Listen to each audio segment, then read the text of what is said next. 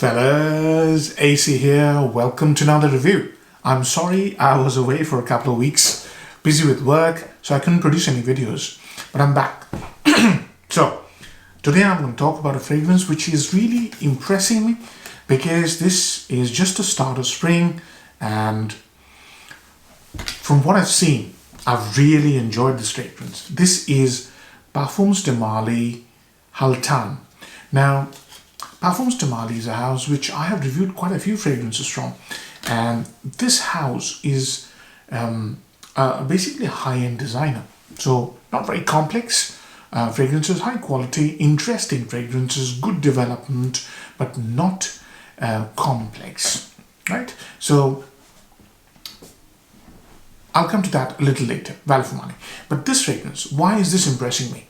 This is very much in tune with the spring weather. It's a herbal scent. It's got a green facet, and along with that, it has many other facets which are very interesting. It has been impressing me. I've enjoyed wearing it in professional setting, in social settings. I've enjoyed, really like the way this actually develops and comes across. So Haltane. Haltane was released in 2021, and the parfumer is Jordi Fernandez. And I haven't reviewed any of his work before, so I wouldn't know. But this one is the reason I would remember Jordi Fernandez, because this is impressive. And the opening, and before I get into the fragrance, let this settle a bit. So this one has been copied from Initio's Oud for Greatness. Some people say this is a copy of that. I haven't smelled Oud for Greatness, so I do not know.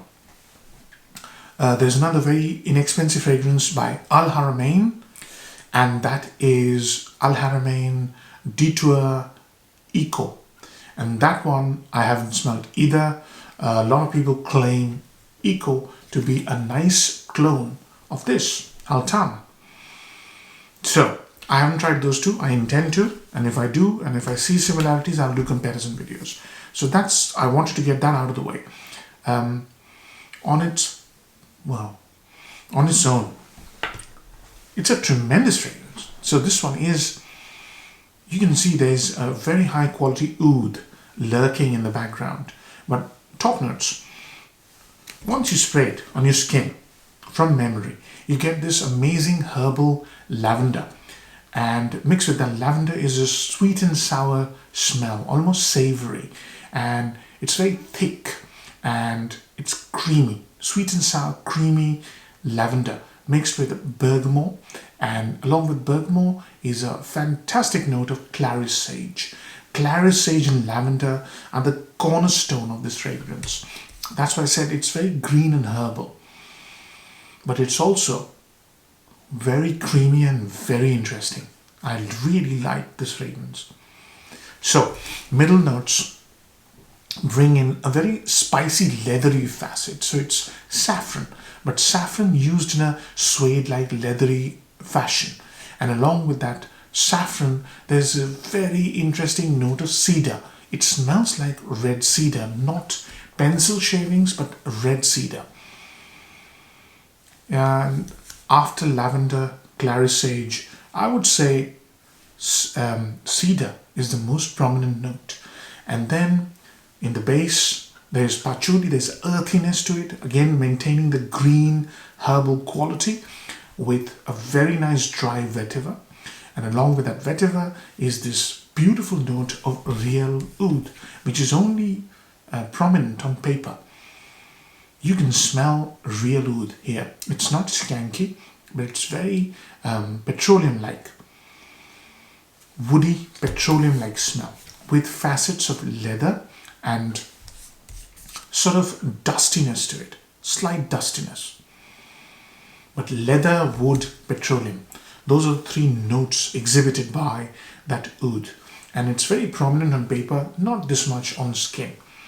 It dries down to a very beautiful, suede-like, creamy, sweet and sour vetiver combined with woody notes like cedar, like I mentioned, cedar and oud, and the herbal notes. So most prominent is lavender, and then clary sage, and then saffron.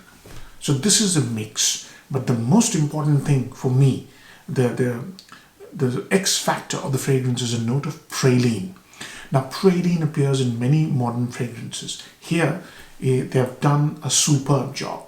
What does praline smell like here?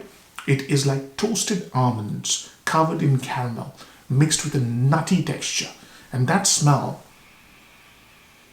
is what you get in the dried on, mixed with all the notes I mentioned. And that's what makes this fragrance so interesting to me. So there's the herbal facet, there's the woody oud, there's creaminess, there is suede-like texture, and there's this nutty almond, toasted nutty almond with a hint of caramel. In winter, this was a little bit more sweeter. In warm weather, it's about 15-16 degrees at the moment. It's more herbal and soapy. Beautiful lavender. You can say this is a very good lavender oud fragrance, because on paper that oud is so strong.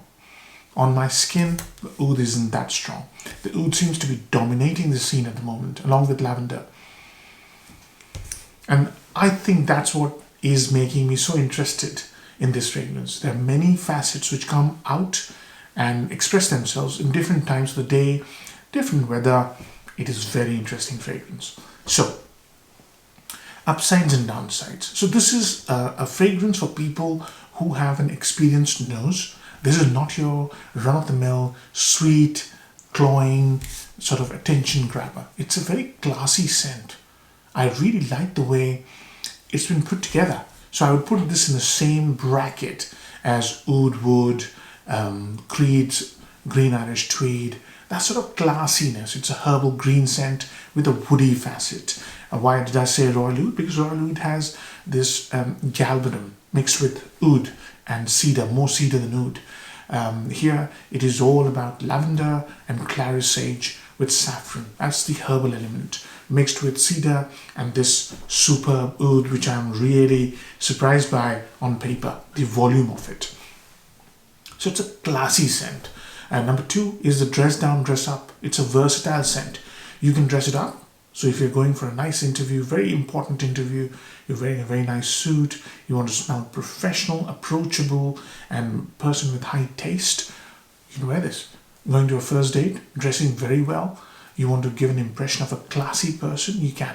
You're going out in a t-shirt and a jeans and you want to wear something which is in line with the weather, spring, you can wear this. So it's a highly versatile dress up, dress down scent. Downsides. Again, with all Parfums de Marly, value for money. This sort of scent, as I said, it's been cloned, and the clone is an Al Haramain, which is available for less than £30. I haven't tried it. But these fragrances, Parfums de Marly, they're not hard to replicate. They're not hard to clone. So value for money is always going to be an issue with Parfums de Marly. There's absolutely no doubt that any fragrance you buy, they have already been cloned or will be cloned, because they're not very complex and they're quite expensive. So value for money is the issue here.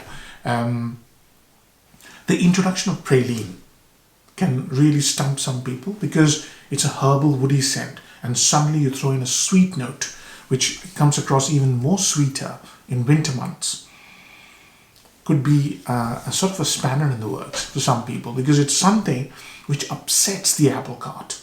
That sweet note mixed with that gasoline-like smell or petroleum-like smell with wood, it really confuses people. It confused me the first time I sprayed it. It was far too sweet, but then it was winter. But as one downside, praline can go either way. Depends on how your taste buds or nose taste buds or your olfactive preferences are. Value for money, let's cover that. Before that, let's do performance. Performance with an expensive fragrance like this is important. So what I get is longevity of more than 12 hours every single time with one spray. Longevity is non-issue. Projection is this issue. Projection seems to be about half an arm's length after the first hour. So you will create a nice little scent bubble when you walk around. It's a high quality scent, good quality materials. When you walk around, you will be smelt by people. So nice little scent bubble, professional smelling, high quality. interesting, but it wouldn't project, it wouldn't fill a room. So I wouldn't wear this when you want to go clubbing or when you are in the mood to attract the attention of everyone you meet. But when you're comfortable with a little scent bubble, a good scent bubble, this is the one.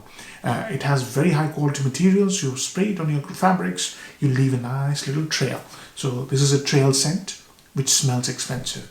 I have received 1 or 2 looks from people, inquisitive as to, oh, must be wearing something very expensive. It smells nice. What is it? That sort of thing. So good trail. So that's the performance aspect. Good projection, good longevity, more than above average longevity, but average projection. And that could be a problem for some people. Value for money, medium to low, because 125 ml of this will cost you around 250. So £2 an ml. The scent is nice, it's unique, it is interesting, but it has been represented or cloned by much cheaper, value bottles. You could wear this in multiple occasions, in multiple seasons. I'm not sure about summer, but I'm very comfortable wearing this 3 seasons. So versatility is there, wearability is high. The smell is definitely very nice. Quality is very high. So value for money, medium to low, only because of the factors I mentioned.